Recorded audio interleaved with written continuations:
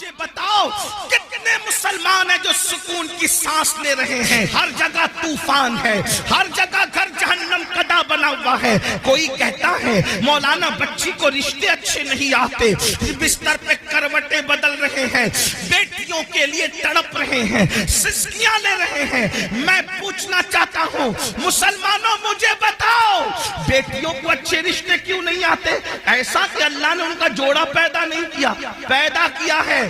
بہنیں ماں اور آپ بھی سن لیں، جو اللہ درخت کے پتوں کو بے جوڑ پیدا نہ کرے، جو اللہ چوٹیوں کو بغیر جوڑے کے پیدا نہ کرے، جو اللہ پھول اور پھلوں کو بے جوڑ پیدا نہ کرے، جو اللہ سر کے بالوں کو بے جوڑ پیدا نہ کرے، جو اللہ ستاروں کی انجمن کو بے جوڑ پیدا نہ کرے، جو اللہ سمندر کے قطروں کو بے جوڑ پیدا نہ کرے، وہ تمہاری بیٹی اور بیٹے کو بے جوڑ کیسے پیدا کرے گا؟ لیکن یہ رشتے کیوں تھمے ہوئے ہیں؟ کہا کسی نے باندھ دیا ہے۔ میں کہتا ہوں یاد رکھنا، میٹر کچھ بھی ہو، میری نظر تمہاری گفتگو پر نہیں۔ ہم تو مصطفیٰ جان رحمت کے غلام ہیں، حضور کی بات پر توجہ کریں گے، اللہ کی بات پر توجہ کریں گے۔ یاد رکھنا کسی نے باندھا ہو نہ باندھا ہو، کسی نے رکاوٹ پیدا کی ہو یا نہ کی ہو، قرآن کہتا ہے وَمَا أَصَابَكُم مِّن مُّصِيبَةٍ فَبِمَا كَسَبَتْ أَيْدِيكُمْ، کہ تم پر جو بھی مصیبت آتی ہے اللہ اکبر تمہارے کرتوت کی وجہ سے۔ سیدنا فاروق اعظم فرماتے ہیں جب تم گناہ کرتے ہو تو قبر انور میں رسول اللہ کو رنجیدہ کرتے ہو۔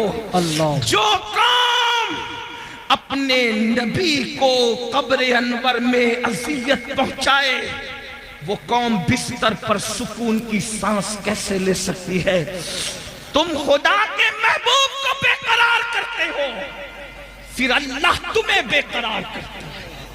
بے شک نیند کی گولیاں کھا کر بھی تمہیں چین کی نیند نہیں، اس لیے کہ تم نے گنبد خضرا میں خدا کے محبوب کو بے چین کیا، حضور کو بے قرار کیا۔ اللہ اکبر، کون سا گناہ نہیں کرتے؟ آج کہتا ہوں میں بستر پر تڑپتا ہوں، کیوں؟ ہمارے کرتوت۔ غور کرو، اپنے اعمال کا احتساب کرو۔ آج تو ہر آدمی اپنے آپ کو ولی سے کم سمجھنے کو تیار نہیں ہے۔ جی اگر اللہ کا انعام ہو تو سمجھتے کہ ہمارے اعمال کی وجہ سے بندے اپنے اعمال کی اوقات اور حیثیت کیا ہے؟ جس قوم کو وضو اور غسل کا طریقہ یاد نہ ہو اس کے اعمال کی حیثیت کیا ہے؟ جی یہ تو اللہ کا کرم ہے، یہ تو اللہ کا احسان ہے کہ اس نے تمہارے بھی اور ہمارے بھی عیبوں پہ پردے ڈال رکھے ہیں۔ بے شک سچی بات تو ایمان لگتی اگر وہ تمہارے اور میرے عیبوں پہ پردے نہ ڈالتا۔ میں ان اللہ والوں کی بات نہیں کر رہا ہوں، تمہاری اور میری کر رہا ہوں۔ اگر وہ آپ کے اور میرے عیبوں پہ پردے نہ ڈالتا تو نہ آپ یہاں بیٹھنے کے قابل ہوتے، نہ میں یہاں بیٹھنے کے قابل۔ اس کا کتنا بڑا احسان ہے۔ تو آج اگر بیٹیوں کو رشتے نہیں آ رہے ہیں، ہم نے حضور کو رنجیدہ کیا، اللہ ہمیں رنجیدہ کر رہا۔ ہم نے حضور کو اذیت دی اس لیے تڑپ رہے ہو۔ روزی کے معاملے میں کیوں پریشان ہو؟ روزی کے معاملے میں کیوں تڑپ رہے ہو؟ حضور کو اذیت دے رہے ہو۔ کون سے گناہ جو نہیں کرتے؟ زنا کو تو آج گناہ سمجھا ہی نہیں جاتا، فیشن بنا دیا گیا۔ زنا کو عشق کا نام دے دیا گیا، زنا کو محبت کا نام دے دیا گیا، لیکن اللہ ان کانوں تک یہ آواز پہنچائے۔ اگر حدیث میں یہ بات نہ آتی تو شاید میں کہنے کی ہمت نہیں کرتا کہ پوری امت کو جتنا عذاب دیا جائے گا، جی چین سے بیٹھو،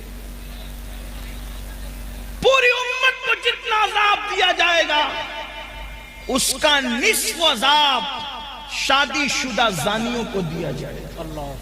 یعنی پوری امت کو جتنا عذاب اس امت کے برابر آدھا عذاب، یعنی سب کو الگ الگ جو عذاب ہوگا ان سب کا عذاب اگر جمع کیا جائے تو جیسے ایک صرف سمجھانے کے لیے مثال کے طور پر 100 روپے 10 لوگوں کو دے دیا گیا، تب 10 لوگوں کے 100 روپے کو جمع کریں تو کتنا ہو گیا؟ 1000۔ اب 1000 کا نصف اگر کسی کو دیا جائے تو کتنا بڑا ہے؟ 1000۔ اللہ اکبر، بلا تمثیل صرف سمجھانے کے لیے، زانیوں کو جو شادی شدہ ہو کر زنا کرتے تھے، پوری امت کا نصف عذاب ان شادی شدہ زانیوں کو دیا جائے گا۔ اللہ، غور کریں، ایک گناہ کی سزا اگر اللہ کسی انسان کے ایک گناہ کی سزا دنیا کے تمام انسانوں پہ ڈال دے تو دنیا کے سارے انسان مل کر بھی ایک انسان کے گناہ کی سزا کو برداشت نہیں کر سکتے۔ امت کا نصف عذاب جن لوگوں کے وجود پہ ڈالا جائے گا ان کی حالت کیا ہوگی؟ اللہ اکبر، وہ جہنم جس میں پہاڑ بھی پگھل جائیں گے، اس کی آگ کو جس میں پہاڑ پگھل جائیں گے، وہ آگ جہنمیوں کے زنا کے اعضاء پر دہکائی جائے گی، ان کی شرم کی جگہ پہ دہکائی جائے گی۔ ذرا سوچے تو صحیح، 2-3 منٹ کی لذت، 2-3 منٹ کی لذت، 2-3 منٹ کا عیش، چند لمحوں کی لذت، اللہ اکبر، اور پھر ہمیشہ کی ذلت۔ اور میری قوم کے جوانوں کو فیشن کے نام پر اسی طرف ڈالا جا رہا ہے، اسی طرف جب ڈھالا جا رہا ہے۔ کل کا جوان زنا کے نام سے بھی کانپتا تھا۔ میں جانتا ہوں اپنے بچپنے کی وہ داستانیں کہ نوجوان لوگ کہتے تھے ہم ساری شرارتیں کر سکتے ہیں، لیکن زنا کی طرف جانے کی ہمت نہ ہوئی۔ یہ ہمارے بچپن تک جوانوں کی باتیں ہم نے سنی تھی، ہر مستی کریں گے، ہر شرارت کریں گے، لیکن بدی کی طرف نہیں جائیں گے۔ مگر افسوس، آج ہم کتنا دکھی دن دیکھ رہے ہیں، کتنے کرب سے گزر رہے ہیں، کتنی اذیت سے گزر رہے ہیں۔ کون سی حکومتیں آئی، کون سی چلی گئی، اس پر ہمیں اتنا دکھ نہیں ہے، اس لیے کہ حکومتوں کا آنا جانا یہ تو موسم کی طرح بدلتا رہتا ہے، لیکن قوم کے جوانوں کے بگڑنے کا دکھڑا ہم کس کو جا کر کے سنائیں؟ حکومتیں تو چند سالوں میں بدلتی ہے، لیکن جب قوم کا ایک جوان بگڑ جاتا ہے تو 3 پشتوں تک اصلاح کی امید نہیں کی جا سکتی۔ جس قوم کے 16 17 سال کی عمر کے لڑکے زنا میں ڈوب جائیں، اس قوم کا مستقبل کیا ہوگا، اس قوم کی کیفیت کیا ہوگی؟ اللہ اکبر، ہمیں بہت بڑی ذمہ داری سونپی گئی ہے۔ میرے آقا علیہ السلام کے دیوانوں، بالخصوص جوانوں سے مخاطب ہوں میرے بھائیوں، اللہ کے بندوں، زنا کی بڑی کربناک سزا ہے۔ اللہ جب کسی زانی کو سزا دیتا ہے تو اس کی کئی پشتوں تک وہ سزا باقی رہتی ہے۔ اللہ، مگر جو توبہ کر لے، توبہ کرنے والوں کو اللہ معاف کرتا ہے۔ بے شک، اور یہ بھی کہا گیا جس نے شادی سے پہلے زنا کیا، اللہ اس کی نسل میں عیبی، لنگڑے، لولے، اندھے، گونگے بچے پیدا کرتا ہے تاکہ اس کا دکھ وہ جھیلتے رہے۔ 98